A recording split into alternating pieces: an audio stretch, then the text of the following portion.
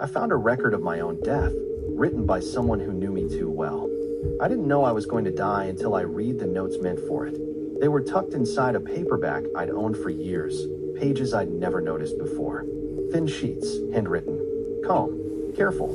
The writer knew my routines, my habits, my fears. He described my apartment perfectly, even the loose floorboard by the sink I never fixed.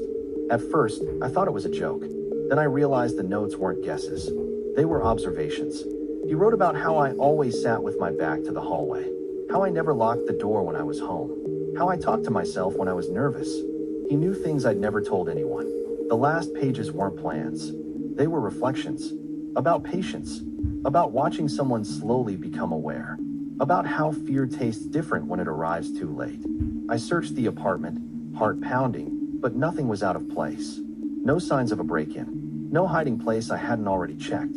That's when I understood the notes weren't predicting what would happen. They were documenting what already had. The final page was blank except for one sentence at the bottom, written shakier than the rest. He finally notices me. I felt the presence behind me before I heard anything. A certainty, heavy and final. I didn't turn around. The notes slipped from my hands and scattered across the floor, completed at last. I never learned who he was, only that he'd been with me long enough to write everything down.